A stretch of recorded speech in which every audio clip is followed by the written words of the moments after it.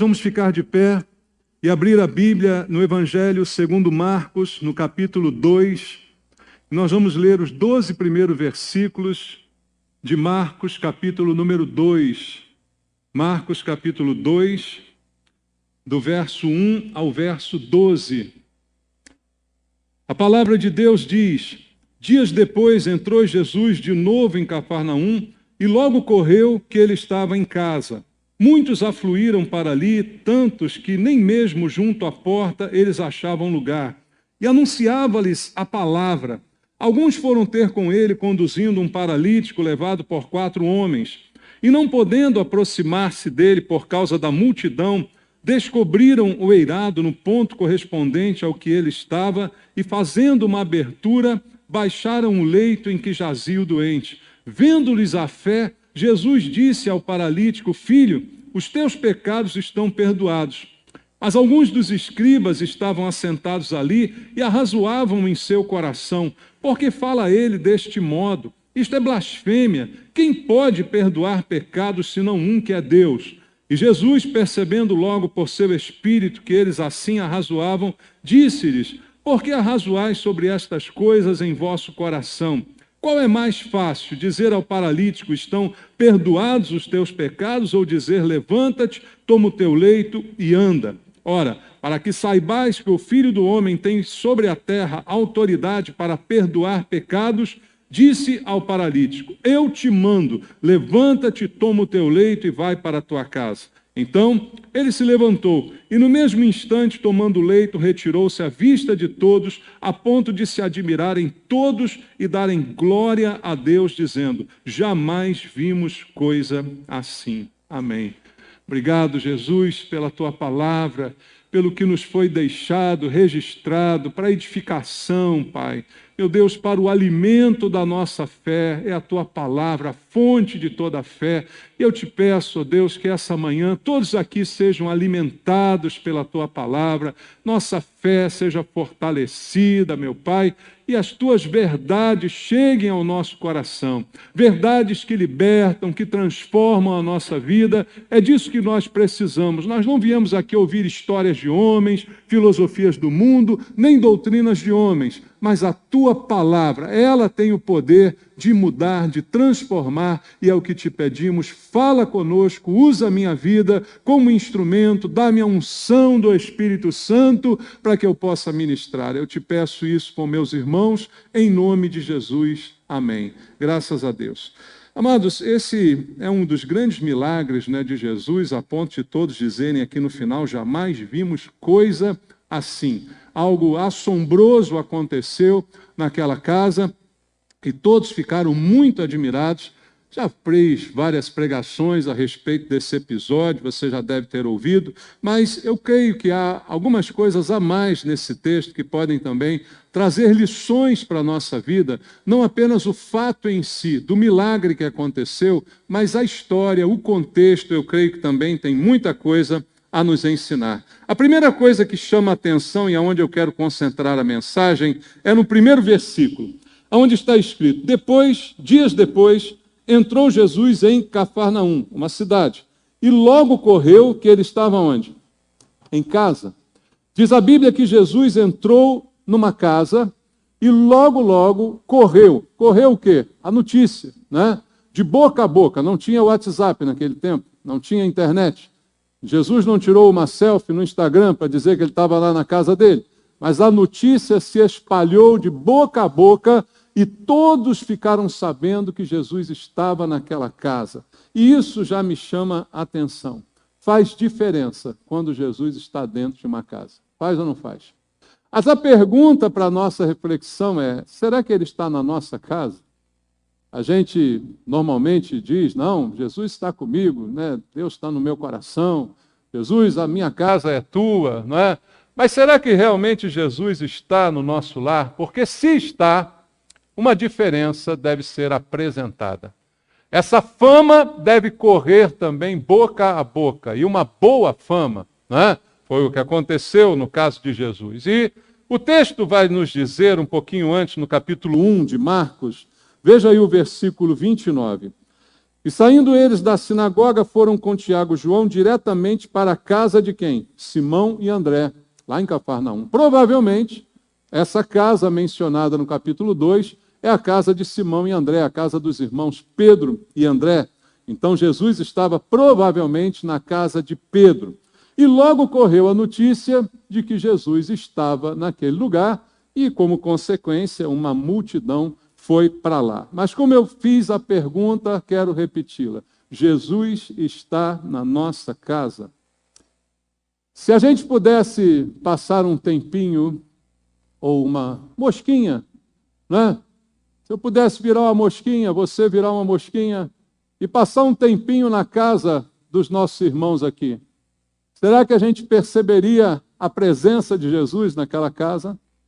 Se você fosse o homem ou a mulher invisível e estivesse na casa, na minha casa, na sua casa, na casa de alguns irmãos, a gente perceberia a presença de Jesus nesse lar, a ponto dessa fama se espalhar? É uma pergunta para a nossa reflexão. Porque quando Jesus está em casa, uma coisa acontece. Leia João capítulo 8, versículo 12. Vamos ler? João capítulo 8, verso número 12, está escrito assim: de novo lhes falava Jesus, dizendo: eu sou o quê? A luz do mundo. Quem me segue não andará em trevas, pelo contrário, terá a luz da vida. Jesus disse: eu sou a luz, e quem andar comigo vai ter um pouco dessa luz. Não vai andar em trevas. Então, aonde Jesus está, não há possibilidade de terem trevas. Aonde Jesus está, brilha a luz do Senhor. E se nós o seguimos, nós somos portadores desta luz também. Então, se Jesus está na nossa casa, não há espaço para trevas na nossa casa. Não há espaço para escuridão na nossa casa. Porque há uma mudança quando Jesus entra de fato na nossa casa. A gente gosta de cantar aquele louvor, né? Que tornou Zaqueu famoso. Entra na minha casa, entra na minha vida, não é? Mas se de fato isso acontecer, as trevas vão se dissipar. A luz se fará notar. E Jesus também foi aquele que disse que essa luz foi feita para brilhar, não para estar debaixo da mesa, mas estar sobre um ponto alto, para que ela seja vista por todos os homens. Então, da mesma forma que Jesus, na casa de Pedro, chamou a atenção de toda a vizinhança, a ponto de todo mundo ir para lá, se Jesus está na nossa casa, algo novo tem que acontecer, algo diferente precisa se manifestar dentro do lar de cada um de nós. E o que eu quero falar essa manhã é o que muda quando Jesus de fato está na nossa casa. A primeira coisa está evidente, já foi dita, no versículo 2 você lê: muitos afluíram para ali, tantos que nem mesmo junto à porta eles achavam lugar, e anunciava-lhes a palavra. Quando Jesus está numa casa, essa casa se torna um ponto de atração. As pessoas querem ir para lá. As pessoas têm prazer em estar naquela casa, porque Jesus está lá. Então, a casa onde Jesus está se torna um ponto de atração. Bom, isso é uma frase dita por mim aqui. Agora, como é que ela se aplica na nossa vida? Nós temos que olhar para nós, para a nossa casa, e pensar um pouquinho. O que faz as pessoas quererem ir lá em casa? O que faz as pessoas terem o desejo de ir lá em casa? Talvez alguém pense, é porque ele é confortável. Eu tenho uma piscina. Se você tiver uma piscina, irmão, todo mundo vai querer ir na sua casa, não é verdade? A minha casa é perto da praia. Opa, olha aí. Todo mundo quer ser seu amigo para ter uma vaguinha lá por fim de semana. Não, não pode ser isso que atrai as pessoas. Eu estou falando que Jesus está na sua casa. Então ela tem que ser um ponto de atração não pelo conforto que ela traz ou que ela tem, não pelas suas instalações, não pelos móveis eletrodomésticos que estão dentro dela. E uma coisa evidente aqui é que a casa, se era mesmo de Pedro, como eu falei, era a casa de um pescador. Então, certamente não tinha nada de bonito na casa de Pedro. Não tinha móveis caros, não tinha comida requintada para servir aos convidados. Nem dava, era tanta gente, vai Pedro servir alguma coisa? É água e olhe lá, né, irmãos? Então, o que atraiu as pessoas à casa do pescador Pedro, certamente não foi a sua beleza, não foi a sua utilidade, os móveis, não foi a riqueza, porque nada disso havia na casa de Pedro naquele dia, mas havia um lugar para Jesus ali. E Jesus era o ponto de atração daquela casa. Não havia nem lugar para acomodar as pessoas com conforto. O texto diz que a casa estava tão lotada que quando chegou alguém trazendo um paralítico, não tinha nem como passar. Não estava todo mundo sentado, não estava com o ar-condicionado ligado, como estamos nós aqui, nessa maravilha, não é? Não, nada disso estava acontecendo na casa de Pedro. As pessoas não estavam ali pelo conforto, mas elas estavam ali pela presença de Jesus. E é isso que atrai. Eu preciso pensar na minha casa. Você precisa pensar na sua casa. Isso atrai na sua casa a presença de Jesus. Ela é um atrativo na nossa casa. E é interessante que a Bíblia diz que Jesus estava ali pregando a palavra. A reunião era para a pregação da palavra, não era uma reunião de milagres. Pedro não botou uma placa na porta, venha porque a sua vida vai mudar. Venha porque suas dívidas serão pagas, a mulher amada volta em 3 dias. Nada disso estava na casa de Pedro. Aliás, ele nem precisou fazer propaganda. É a melhor das propagandas, aquela que não é feita, não é? Aquela que espontaneamente as pessoas divulgam. Jesus está ali. E o que Jesus estava fazendo? Simplesmente pregando a palavra. E aí, amado, a palavra de Deus, ela está presente nos nossos lares. E de que forma a palavra está presente? Talvez você diga, não, eu tenho um culto doméstico, eu tenho lá pregação todo dia. Mas vamos pensar um pouquinho em pregar sem palavras. A Geração Vida tem um livro sem palavras. Você conhece o livro sem palavras da Geração Vida? Que é apresentado às nossas crianças. Você nunca viu o livro sem palavras? Vai lá na Geração Vida um dia, pede para algum professor te mostrar o livro sem palavras, e ele vai te mostrar o livro que vai te mostrar o plano da salvação praticamente sem palavras. Então a gente pode pregar sem palavras, apenas vivendo, a partir da casa da gente, uma vida que inspire os outros, não é? Que atraia as pessoas para Jesus, olhando para a nossa vida. Como eu disse, não olhando para os nossos móveis, não olhando para a nossa piscina, não olhando para a riqueza, para o tamanho do nosso lar, mas olhando para a nossa vida, porque o que prega é a nossa vida. O que prega é o nosso comportamento. Quando eu falo vida, eu falo de comportamento. Então, como dizer que Jesus está no nosso lar se nós não vivemos uma vida de paz e comunhão dentro de casa? E aí quem pode falar são os nossos vizinhos, né? O que os nossos vizinhos ouvem quando eles estão com os ouvidos colados na parede da nossa casa? O que eles escutam? Vamos pensar sobre isso. A palavra de Deus vem a nós para correção, irmãos, para reflexão, não é? O que a gente faz quando nós estamos em casa e o que estão à nossa volta costumam ouvir da nossa casa? É algo que atrai? É algo que faz um vizinho ter vontade de vir para a igreja que você frequenta? Ou é algo que faz o vizinho dizer, eu nunca quero ser crente para viver desse jeito? É uma pergunta só, para todos nós. É uma pergunta que todos nós precisamos refletir. O que acontece dentro da minha casa atrai ou repele as pessoas? Faz com que elas queiram ver Jesus dentro dela, ou elas imaginam que tem tudo dentro dela menos Jesus? Essa é a primeira reflexão, porque a casa onde Jesus está, como eu disse aqui, ela se torna um ponto de atração. E esse mesmo princípio, ele se aplica à igreja. A igreja, nós dizemos, é a casa de Deus. Então, pelo menos teoricamente, e eu creio que realmente Jesus está aqui. Você crê? Mas se ele está aqui realmente, o mesmo princípio se aplica. Esse lugar deve ser um lugar atraente. As pessoas devem ter o desejo de vir para cá. Veja, sem que a gente se preocupe muito com propaganda, né? Botar um anúncio na TV, botar lá uma chamada na internet, né? Em qualquer lugar, olha, venha, porque olha, vai ter o culto disso, o culto daquilo. E a gente começa a inventar uns nomes de culto, né? Olha, nada contra, mas eu não boto nome em culto, porque culto é culto, né? Mas tem igreja que bota, paciência, eu não sou contrário, mas culto é culto. O que tem que acontecer hoje aqui? Culto. E o que é culto? É a gente cultuar a Deus. É o culto da vitória. Mas vitória para quem? Para mim, né? Porque Deus já venceu. Jesus já venceu. Então não é o culto para a vitória dele, porque ele já venceu.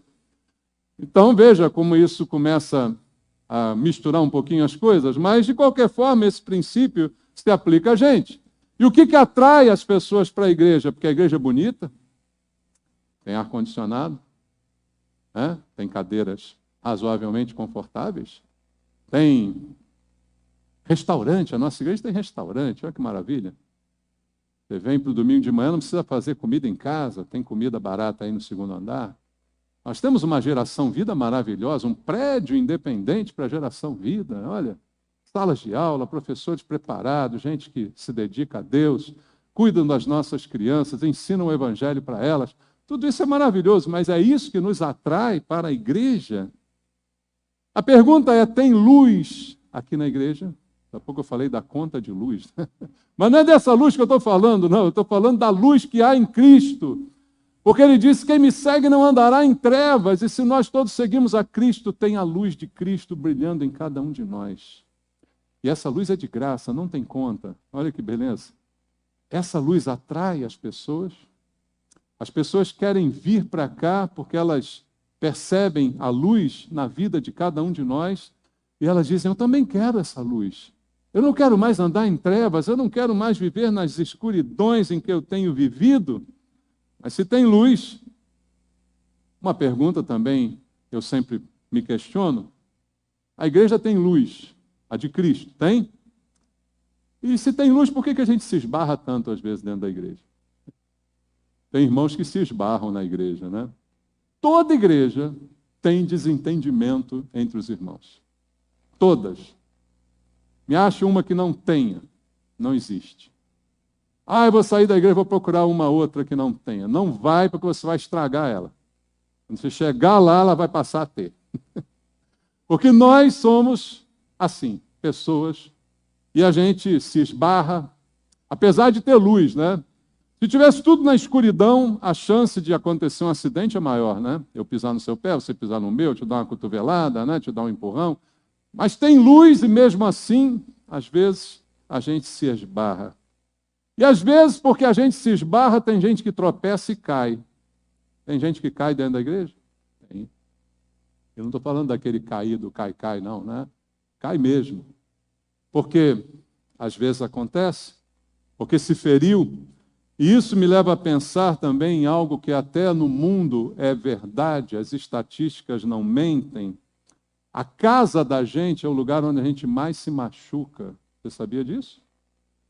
A quantidade de acidentes domésticos, ela é muito maior do que acidentes na rua. A gente pensa acidente de carro, acidente de moto, acidente de avião, acidente de ônibus, acidente de tudo que é jeito. Mas a maior parte dos acidentes acontecem dentro de casa. É lá que você se corta, se queima, tropeça, bate a cabeça na pia, é lá que quebra o vidro do box.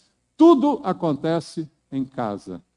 E essa é uma realidade que às vezes acontece aqui também. Então, eu chego à conclusão que o lar talvez seja o lugar mais difícil para a gente viver a vida cristã.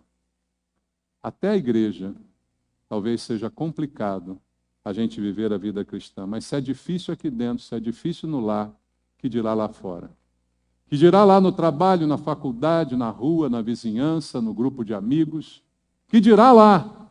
Então há uma reflexão que nós precisamos fazer. Porque na igreja normalmente todo mundo é santo, todo mundo é amável, todo mundo é paciente, não é?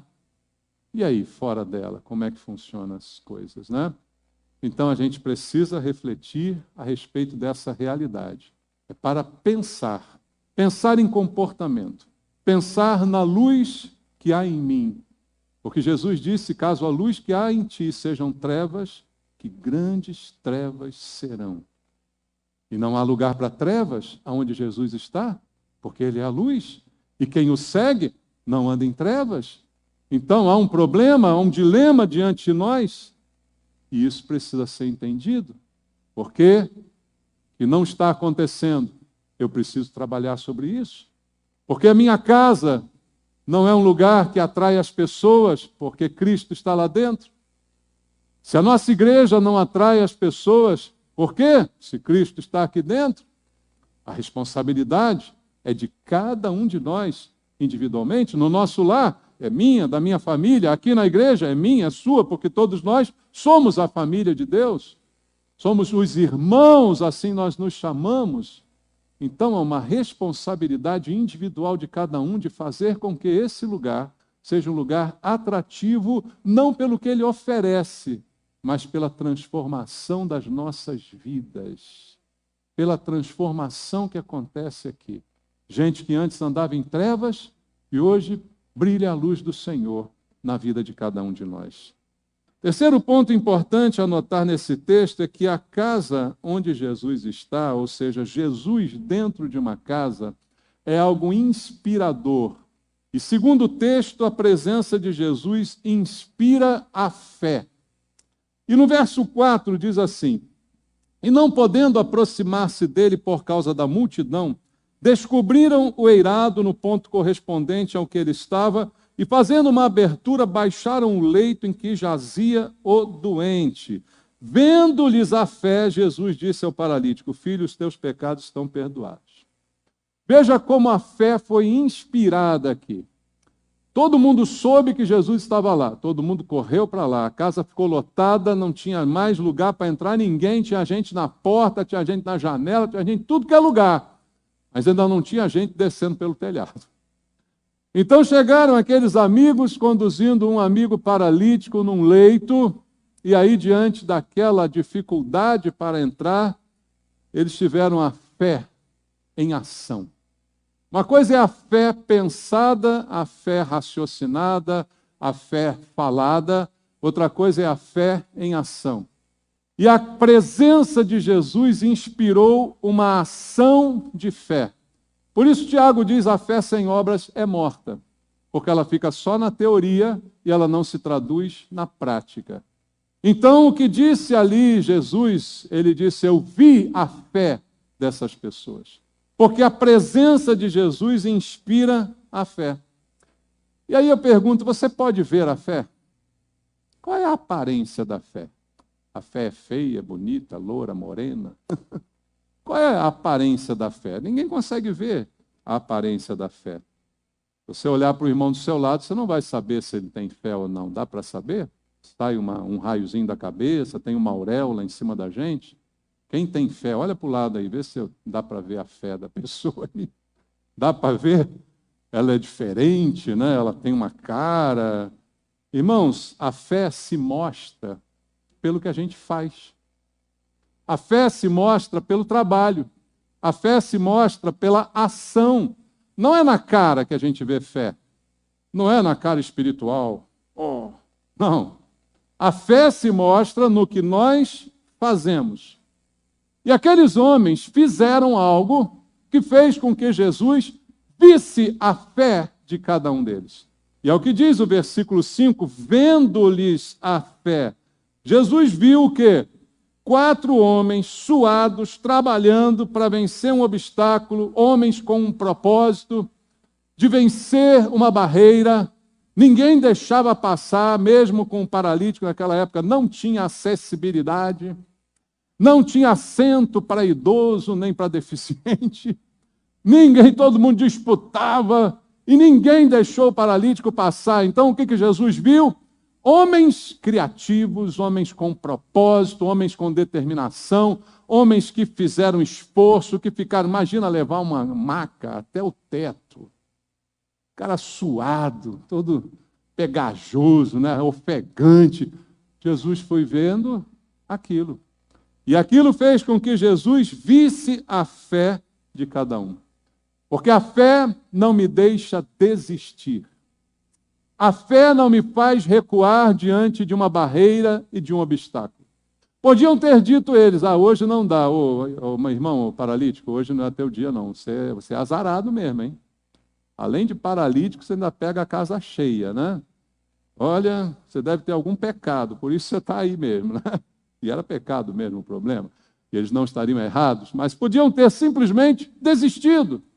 Por quê? Uma barreira, um obstáculo, algo que parece intransponível, só que a fé faz com que a gente não desista. A fé faz a gente encarar o problema. A fé faz você encarar até o diabo. Por isso que a Bíblia diz para a gente que a nossa fé é o que vence o mundo. 1 João 5,14. A nossa fé é o que vence o mundo. E o mundo jaz no maligno. A nossa fé é que vence o diabo. O diabo coloca as barreiras, com a fé a gente arrebenta as barreiras. Com a fé a gente pula por cima, a gente dá um jeito, com a fé a gente faz alguma coisa. E a pergunta é, como eu disse, Jesus em casa inspira a fé. Agora vamos olhar para a nossa casa. Tem fé lá na sua casa? Tem fé lá? Quando vocês têm um problema, vocês se juntam para superar? Ou fica uma briga, cada um por si, pensando que Deus está por todos e não está, né? Vocês se unem para superar os obstáculos, vocês se unem para enfrentar o diabo, vocês se unem para lutar. Se Jesus está na sua casa, era de se esperar que essa fé fosse produzida, fosse inspirada, a ponto de se tornar visível. Não é dizer, todo mundo aqui em casa tem muita fé. Beleza. Mas quando a coisa aperta, corre cada um para um canto, vira uma bagunça danada, ninguém se entende. Né? Como diz o ditado, casa onde falta o pão, todo mundo briga e ninguém tem razão. Esse é o ditado popular, né? Mas a casa do crente não pode ser assim. Tem fé na nossa casa? É a pergunta. Agora, outra coisa importantíssima desse texto. Versículo 5. Vendo-lhes a fé, Jesus disse ao paralítico: Filho, os teus pecados estão perdoados. Talvez esse seja o ponto principal da mensagem essa manhã. Na casa onde Jesus está, há perdão. Você escutou o que eu disse? Vou dizer de novo. Na casa onde Jesus está, manifesta-se o perdão. Jesus olhou para aquele homem paralítico, cheio de trevas, cheio de problema, e ele simplesmente perdoou aquele homem. Os religiosos que estavam ali olhando ficaram indignadíssimos, dizendo: que negócio é esse de perdoar pecados? Quem ele pensa que é? Porque religião não combina muito com perdão, por mais estranho que pareça. Por isso esse sentimento de religiosidade é tão enganoso no coração das pessoas. Que Deus nos livre da religiosidade. Porque a religiosidade faz a gente cegar para coisas que são tão importantes e desvalorizar outras que são também tão importantes. E ali os homens da fé, os religiosos indignados ficaram porque estavam vendo um momento de perdão. E aonde há perdão, há libertação. O perdão liberta, irmãos. O perdão quebra cadeias. O perdão solta as ligaduras do inferno. Aquele homem estava preso a uma maca porque estava acorrentado ali, porque lhe faltava o perdão. Na casa onde Jesus está, existe o perdão. Perdão traz libertação, traz cura e traz alegria. Agora é hora de olhar para a nossa casa. Tem perdão lá na nossa casa? E se você agora, nesse momento da mensagem, identificou que não tem perdão, que está faltando perdão, você tem que sair daqui essa manhã, correr lá na sua casa e perdoar aquela pessoa que você não tem perdoado. E soltar as algemas, as ligaduras daquela pessoa que está dentro da sua casa, mas que você não consegue perdoar.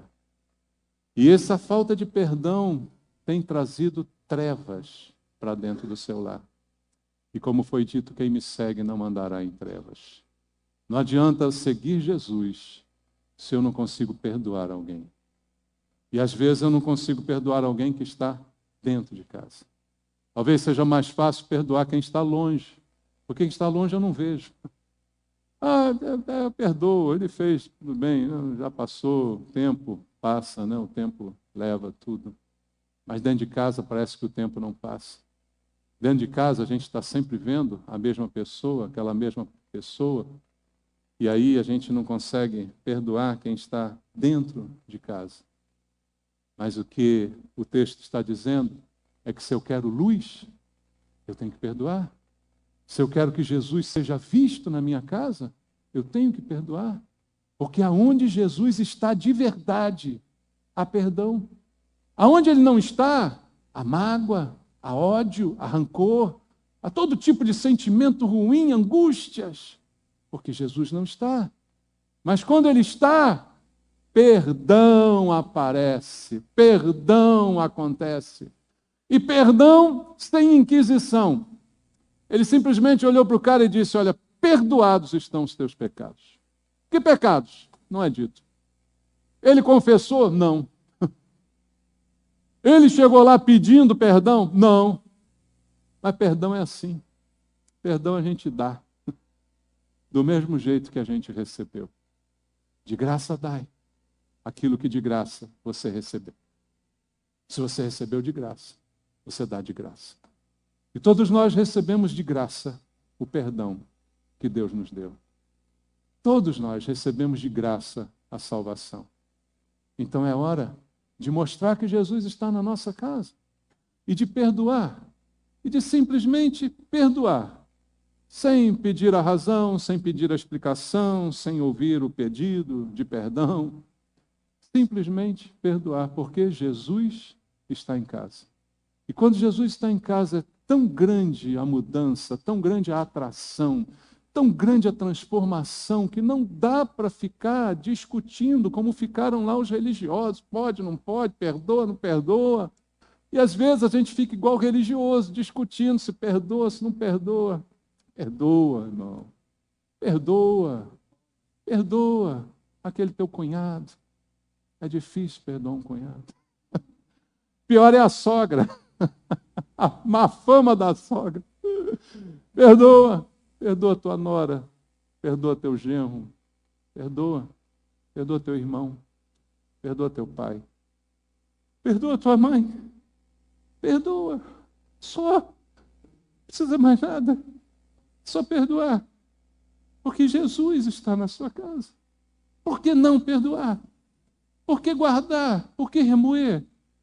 Por que digerir esse fel amargo, esse veneno maligno, ruminar no teu coração? É só perdoar. Porque Jesus não está em casa. Ele não está lá.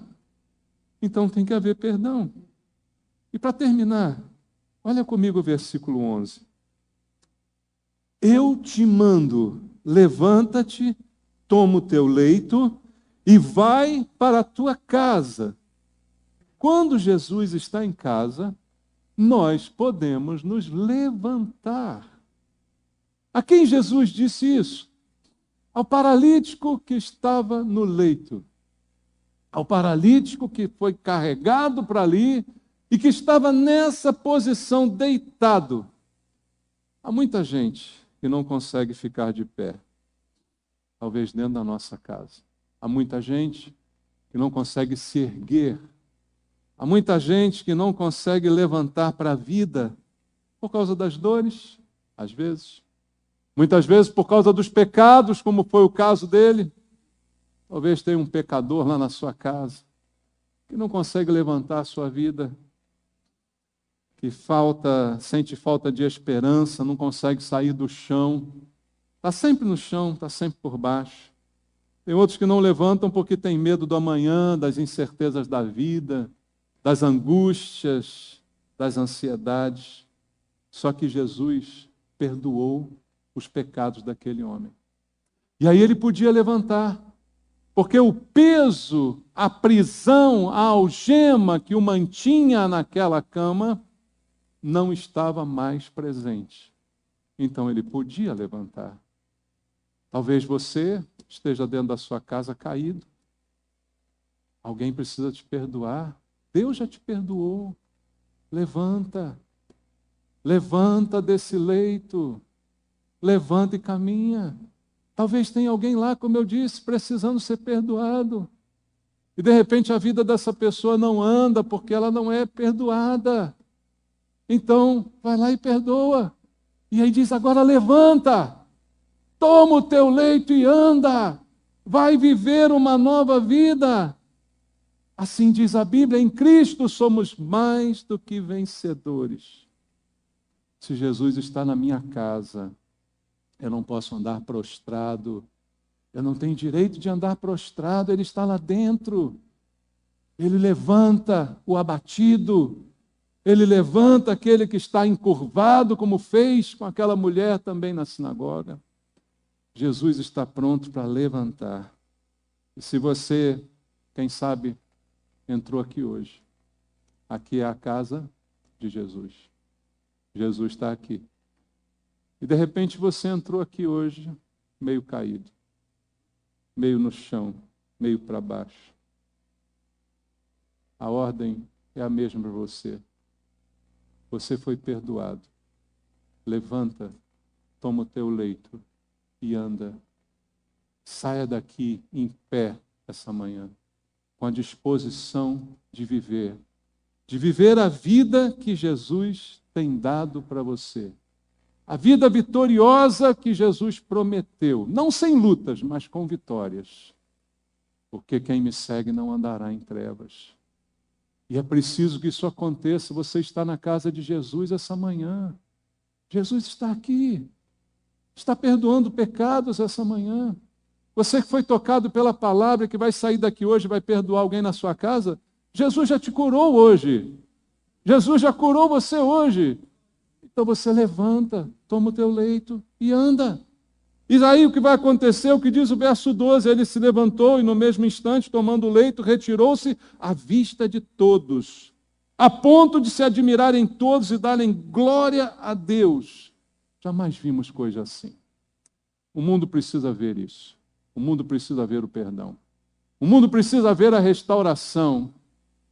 O mundo precisa ver a transformação da nossa casa. O mundo precisa ver a transformação da nossa igreja, da nossa vida como cristãos. O mundo precisa ver e dar glória a Deus pela sua vida, porque você levantou e andou.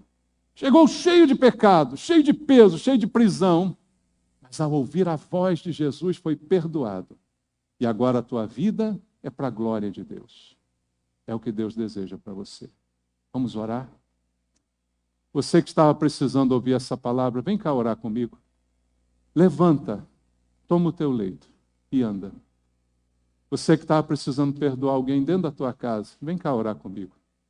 Vem pedir a Deus que Ele te dê forças, que Ele te ajude, que Ele te cure, que Ele te livre, que Ele te fortaleça, para que você saia daqui em pé, de cabeça erguida, e para que lá na tua casa comece a brilhar a luz do Evangelho de Cristo, onde há perdão, onde há amor, onde há paciência, onde há cura, onde há libertação, começa em casa.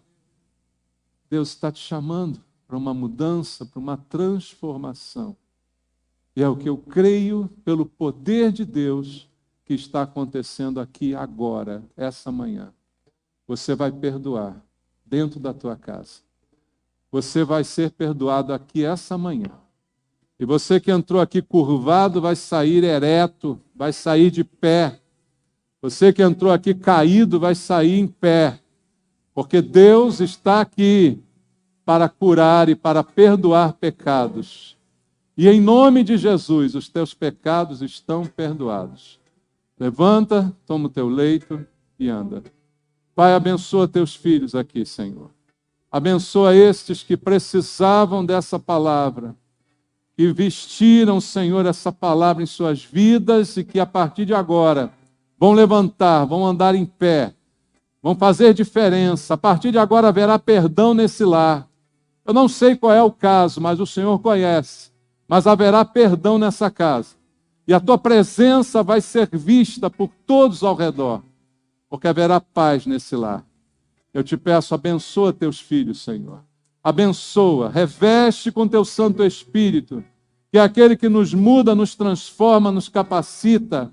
Abençoa teus filhos, todos aqui na igreja, todos que ouviram a tua voz. De alguma forma o Espírito Santo falou, e que a gente possa simplesmente obedecer, para não andar mais caídos, não andar mais de cabeça baixa, pela culpa do pecado, mas andar de cabeça erguida, porque o pecado foi perdoado. Em nome de Jesus. Abençoa teus filhos, Pai, em nome de Jesus. Deus te abençoe. Deus cure você. Deus perdoe você e te ajude a perdoar, em nome de Jesus.